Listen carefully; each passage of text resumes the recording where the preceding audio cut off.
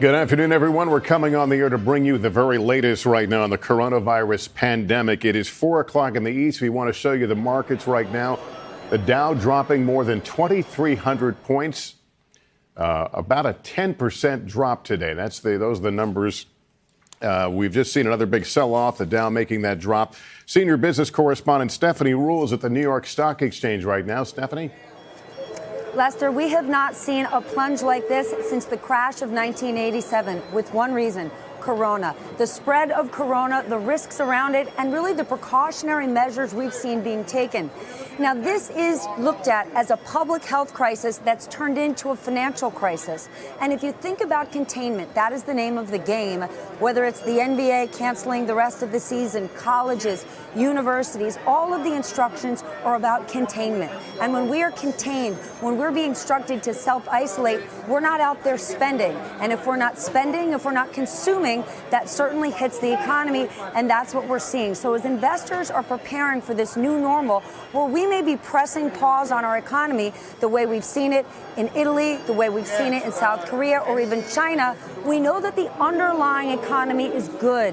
But until we get on the other side and the numbers start going down, it's going to be a really rocky road ahead. Stephanie Ruhle, and again, 10% dive there in the Dow Jones Average. President Trump has tried repeatedly to reassure the country, including with his Oval Office speech last night.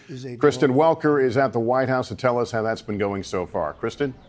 Well, Lester, President Trump, of course, watching what's happening on Wall Street very closely earlier today, saying that while the market has taken a big hit, eventually it will bounce back. Right now, all eyes are on Capitol Hill, where they are working to try to get a deal done to help those impacted by the coronavirus. And I am told, based on conversations with sources on Capitol Hill and here within the administration, that they are close to a deal. Now, what would that entail? That would entail expanded funding for paid sick leave, as well as food security, unemployment insurance, and other sorts of things to really help those who have been impacted by this virus bounce back.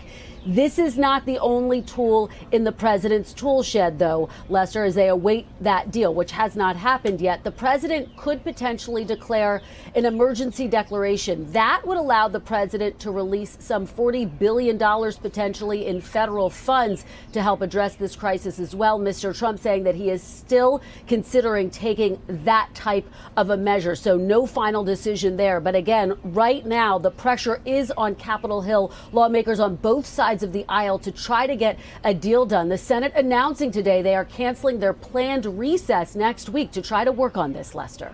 Kristen Welker, thank you. Confirmed coronavirus cases in the United States now exceed 1,300, with 38 deaths so far. And individuals and organizations across the country are responding, canceling and postponing events, avoiding crowds, staying home. Our Ron Allen is in Times Square here in New York City. What's it look like there? Well, Lester, life has been changing almost hour by hour because of the virus today. Here, we've just learned that Broadway is going to go dark. All those dozens of theaters, the show will not be going on. And with air travel down by some 40 to 60%, tourism destinations like here in Times Square are certainly taking a hit. We also learned today that Major League Baseball is canceling spring training, delaying opening day, following the lead of other professional sports events, sports leagues like basketball, hockey, and soccer, all suspending their operations. There's a lot of discussions about what might happen with March Madness, the college basketball championships.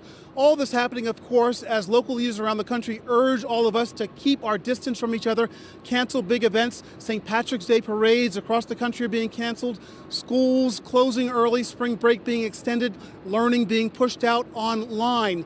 Even some major film studios are delaying the release of some upcoming blockbuster films because they're anticipating fewer people in movie theaters. Again, the word social distancing as this virus continues to spread. All right, Ron Allen in New York City, thank you. Again, there has been another big sell-off on Wall Street, down about 10%. The Dow falling into bear market territory as concerns about the coronavirus pandemic continue across the country and around the world. I'll be back with the very latest and a complete wrap-up on nightly news. For now, I'm Lester Holt, NBC News, New York. Good day. Hey, NBC News viewers, thanks for checking out our YouTube channel. Subscribe by clicking on that button down here. And click on any of the videos over here to watch the latest interviews, show highlights, and digital exclusives. Thanks for watching.